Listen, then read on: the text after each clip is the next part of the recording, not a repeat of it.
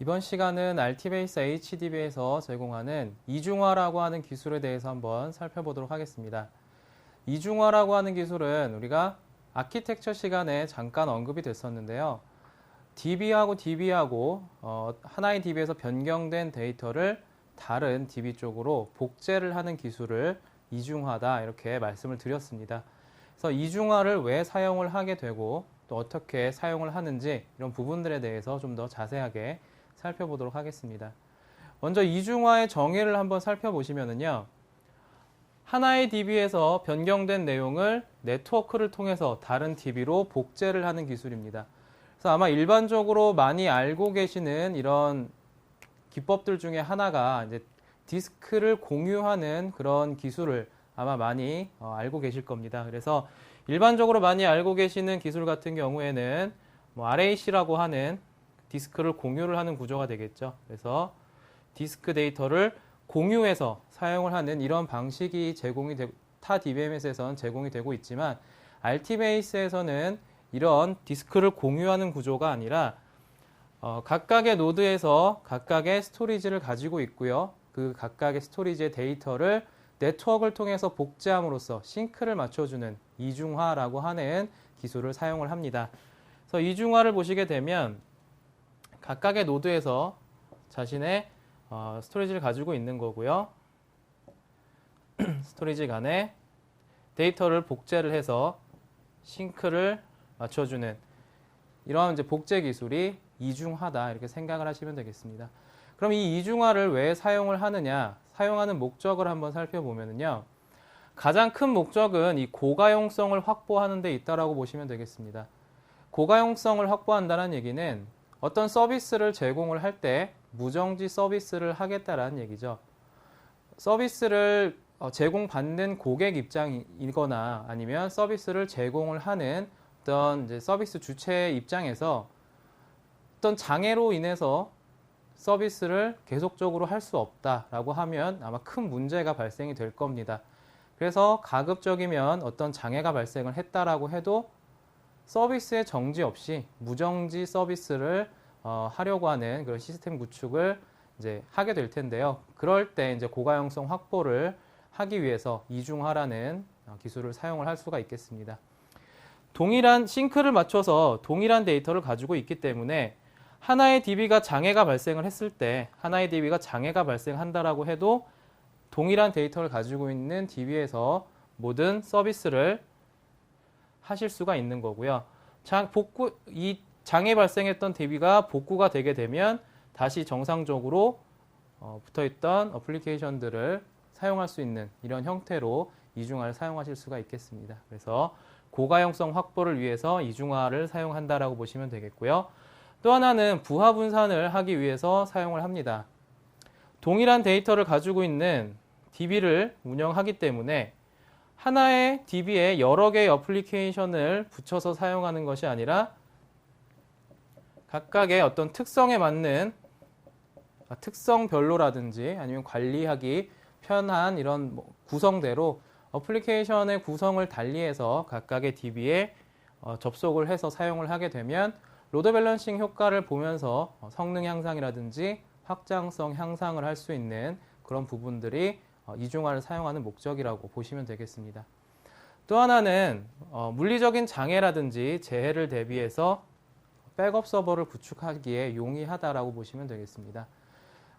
DB가 자동적으로 변경이 되는 내용을 다른 DB 쪽으로 복제를 하기 때문에 주기적으로 백업을 받는다든지 이런 부분들이 아니라 그냥 실시간적으로 계속 데이터를 백업을 받고 있기 때문에 이중화가 되어 있다라고 하면요.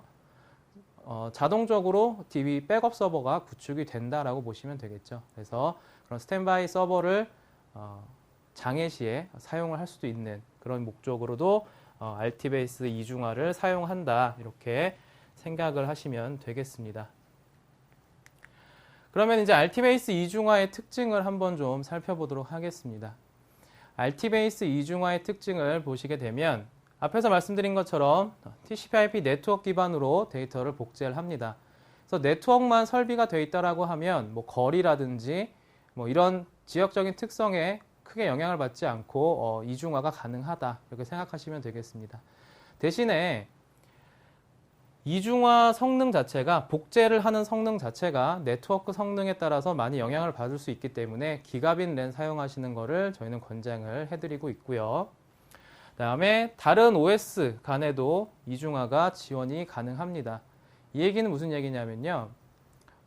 윈도우에다가 RT베이스를 설치해 놓고 리눅스에 설치된 RT베이스하고 이중화를 하겠다.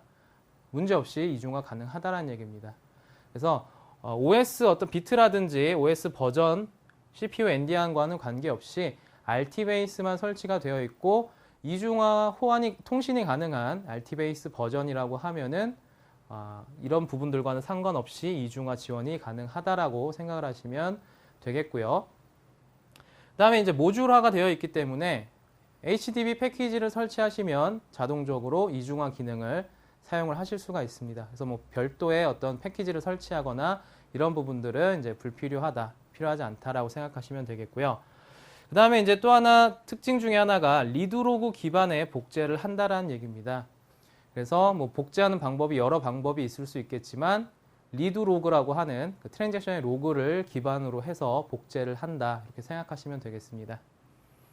그 다음에 테이블 단위로 이중화 관리를 합니다. 그래서 DB 전체에 대해서 복제를 하실 수도 있겠지만 DB 전체를 복제할 필요가 없는 경우, 예를 들어서 DB에 테이블이 100개가 있는데 그 중에서 한 10개의 테이블만 복제를 하겠다, 싱크를 맞춰주겠다라고 하시면 그 10개의 테이블만 이중화 구성을 하셔서 복제를 하시면 돼요. 그래서 테이블 단위로 이중화를 구성하실 수가 있고, 처음에는 10개만 가지고 운영을 했었는데 어떤 신규 테이블이 발생을 하면서 이것도 이중화를 해야 되겠다, 데이터를 복제해야 된다라고 하시면 테이블을 이중화 구성에다가 10개의 테이블이 있는 그 이중화 구성에다가 추가를 하시면 되고요. 사용하다가 더 이상 이 테이블은 복제를 하지 않겠다라고 하시면 그 구성에서 테이블을 삭제를 하시면 됩니다. 그래서 테이블을 추가하거나 삭제를 하는 것을 실시간적으로, 그러니까 DB 온라인 중에 얼마든지 가능하다라는 얘기입니다. 대신에 이중화는 스톱을 한 상태에서 추가 삭제를 해주셔야 되겠죠.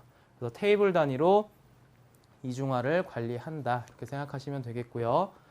또 하나는 이제 복제 방식을 두 가지 모드를 지원을 하고 있습니다. 그래서 레이지 모드라고 하는 방식과 이거 모드라고 하는 방식을 지원하고 있는데요.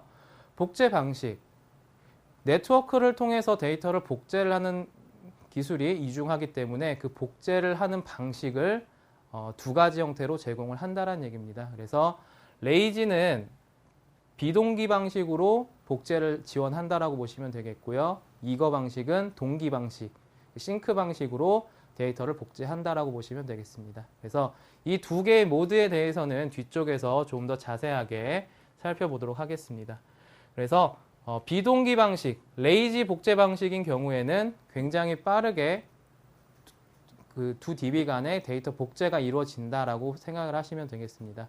그래서 스탠드얼론으로 사용하셨을 때 트랜잭션의 한 95% 이상, 스탠드얼론을 100으로 봤을 때 95% 이상 되는 성능이 나온다, 이렇게 생각하시면 되겠죠. 그래서 성능 저하가 거의 발생하지 않는다, 이렇게 생각을 하시면 되겠습니다. 그 다음에 32대의 이중화를 지원을 합니다. 그래서 한 대의 RT베이스 서버에서 32개의 RT베이스 서버 간의 이중화 지원이 가능하다, 이렇게 생각을 하시면 되겠고요. 그 다음에 포인트 투 포인트 복제 방식을 지원합니다. 그래서 이중화 구성을 맺은 1대1 노드 간에만 이중화를 진행을 합니다. 그러니까 복제를 진행한다는 얘기가 되겠죠. 그래서 이중화돼서 넘어간 그 복제가 돼서 반영이 된 그 내용을 가지고 다른 서버에까지 이중화 반영을 시키진 않는다는 얘기입니다. 그래서 이중화 구성이 맺어져 있는 1대1 노드 간에만 복제를 하게 되고요. 네트워크 장애를 감지하는 별도의 스레드를 운영을 하고 있습니다. 그래서 디스크를 공유하는 RAC 같은 구조에는 디스크가 장애가 발생을 하게 되면 디스크가 깨진다거나 이런 부분들을 굉장히 큰 장애 요소로 생각을 하게 되는데요. 이중화 같은 경우에는 디스크 장애가 발생하는 것보다 네트워크 장애가 발생하는 것이 더 큰 장애 요소라고 이제 판단을 하고 있습니다. 그래서 이런 네트워크를 계속적으로 주기적으로 이제 감시하는 별도의 허트빗이라고 하는 스레드를 운영을 해서 네트워크 단절에 대한 대비를 하고 있다. 이렇게 생각을 하시면 되겠습니다. 그다음에 이제 자동 회복 기능을 가지고 있습니다. 그래서 이중화가 중지된 상태, 그러니까 DB가 장애가 발생을 했거나 이중화가 끊어졌거나 이런 경우에 다시 이중화가 시작이 되게 되면 이중화가 중지된 시점, 그러니까 중지됐던 시점부터 복구가 된 시점, 그 사이에는 이제 데이터 갭이 발생을 했겠죠.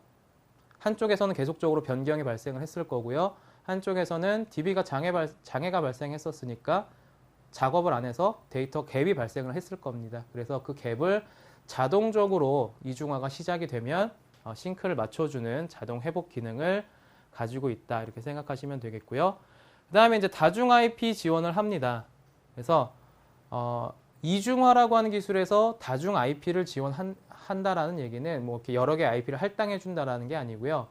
물리적인 서버에 물리적으로 할당되어 있는 IP들, 여러 개의 IP들이 할당되어 있다라고 하면 하나의 이중화 객체를 생성해서 사용할 때 여러 개의 IP를 지정해 놓고 사용을 할 수가 있다라는 얘기입니다. 그래서 네트워크 장애가 발생을 했을 때 이 네트워크 장애 때문에 이중화가 중지되는 것을 방지하기 위해서 IP가 여러 개 지정이 되어 있으면 하나의 IP 장애 났을 때 다음 IP로, 또 하나 IP 장애 나면 다음 IP로 IP를 절체해서 쓸 수 있도록 이렇게 다중 IP를 지정해 놓고 쓸 수 있는 그런 기능이 제공이 된다는 얘기고요. 그 다음에 이제 SQL 인터페이스의 명령어들, 이중화 객체라는 거를 이제 뒤쪽에서 보시겠지만 객체를 생성할 때는 create라고 하는 구문을 이용해서 객체를 생성하게 되고요. 이중화를 시작하거나 중지할 때는 alter라고 하는 명령어를 이용을 해서 상태를 변경을 합니다. 그래서 사용하기 편리하게 제공이 되고 있고요. 그 다음에 4개의 컴플리트 레졸루션이 제공이 됩니다. 컴플리트라고 하는 거는 데이터 충돌이 발생을 한다는 얘기거든요. 근데 이 데이터 컴플리트가 발생을 할 수도 있기 때문에 DBMS 차원에서 이 컴플리트를 해결할 수 있는 세 종류의 스킴을 제공을 하고 있고요. 그 다음에 1개의 유틸리티를 제공을 하고 있습니다. 그래서 이 3개의 컴플리트 레졸루션과 유틸리티에 대해서는 뒤쪽에서 좀 더 자세하게 살펴보도록 하겠습니다. 그래서 이런 이제 특징들을 가지고 있는 게 RT-베이스 이중화라고 생각하시면 되겠습니다. 그래서 지금까지 이제 이중화라고 하는 기술이 어떤 기술이고 왜 사용을 하는지, 그리고 RT-베이스 이중화가 어떤 특징들을 가지고 있는지 이런 부분들에 대해서 살펴봤습니다.